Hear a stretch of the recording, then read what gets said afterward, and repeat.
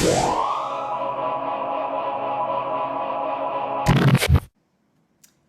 I'm Justine. Good morning, good evening, good afternoon, good night, depending upon whatever time you happen to be watching this video. So today I'm going to go ahead and do a follow-up video on a video I recently did about a repair that I had done with the bigger version of this. So I promised you guys I was going to do a side-by-side comparison, go through the ins and the outs, the size comparison based off of the PM size versus the GM size, and just some of the slight differences that I've noticed with these two bags.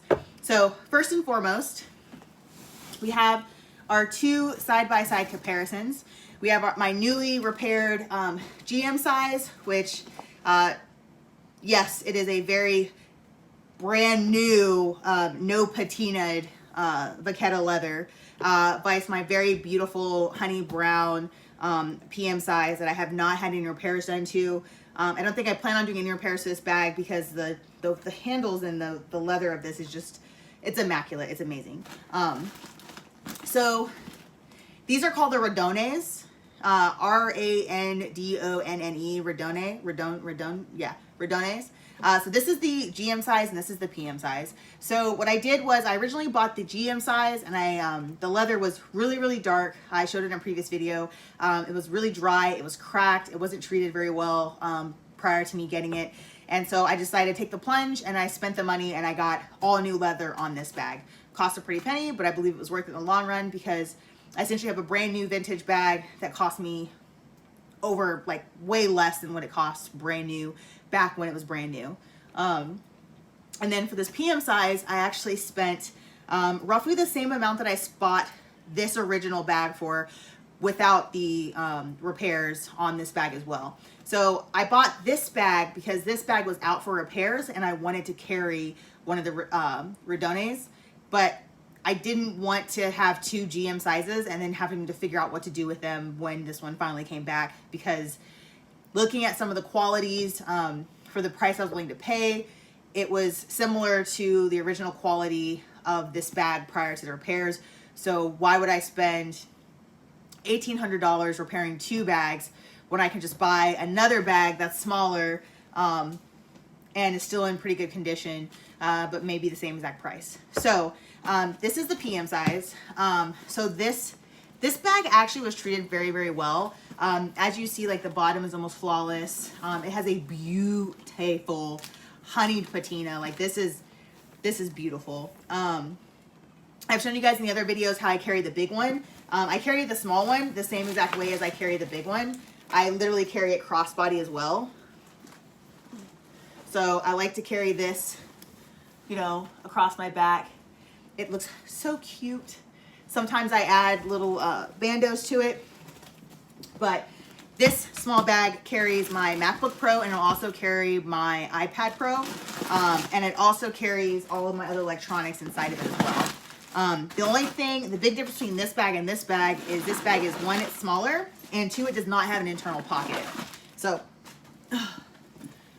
as you can see, the inside of this bag, pretty deep, not as deep as the GM, but there's no pocket on the inside. You do have this little D-ring right here to be able to put like a key clay, or to put one of the drawstring mini pochettes inside of here, similar to like the bucket bag. And yeah, so sometimes I do that. I usually just grab like a toiletry pouch and I'll toss it in here. I'll grab another one of my small SLGs.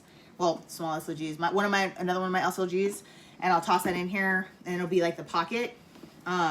So another difference is if I were to get all the leather replaced on this bag, which is also the reason why I'm not going to, is where the date stamp is, where the date code is on this bag, and if they were to replace the leather, they would remove the date stamp. And yeah, I'm not about that life anymore.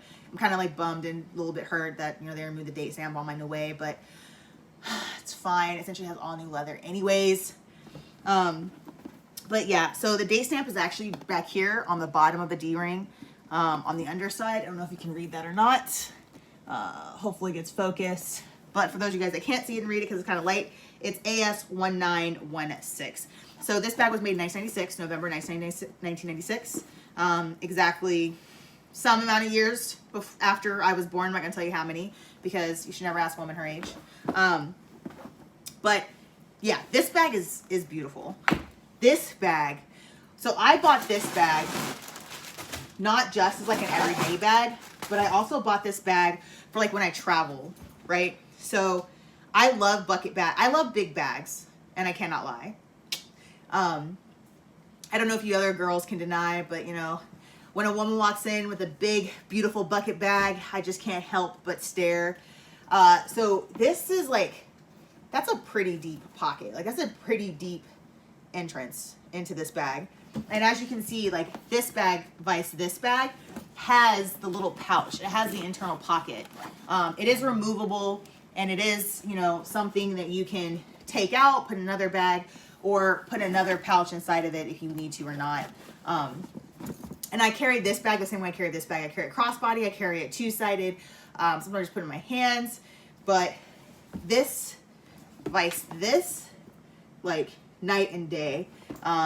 This bag would be like a heavy duty work bag. Like I would carry a lot more things in it, like gym clothes. I can fit more than just my MacBook Pro in here and my iPad Pro. I'd probably be able to carry like textbooks. This would be a really good bag for like a college student. This would also be a really good bag for a college student, but for like the college student that has multiple classes and can't afford to go and stop and sit and like, you know, empty out this bag to put more stuff inside this bag, this would be a really good bag for a college student, just be able to move from class to class. It's a great bag for like a mom that has lots of kids, not necessarily like lots of kids, but like lots of snacks for the kids or lots of things for the kids. It'd be a great diaper bag. I thought about buying my brother one and doing the same thing that I did to this one for him, but I don't know if he would appreciate the refinedness and the beautifulness of this bag. But yeah, so that's the major differences. You can definitely carry a lot more things inside of this vice the other bag, vice the smaller one. But these are both amazing. And of course, in Louis Vuitton's true fashion, the bags that I absolutely love, the bags that I wanted for most of my, you know, middle-aged life, you know, Louis Vuitton no longer makes. So I have to find these bags on the pre-loved market, unfortunately. But it was really great. Both these bags without repairs cost about the same price. They were just a little bit, the smaller one was just a little bit more expensive than the bigger one. And I think just because I haven't been able to see as many smaller ones on the market. Especially here in Japan. I've been looking and researching and trying to find another small one. Because I know my mom, she says she wants it, but I'm not giving her my bag, so there's that.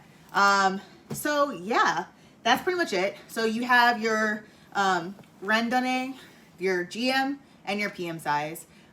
Every day, back and forth to work, great bag. Another great everyday bag, but with way more things and way more stuff to put inside of it.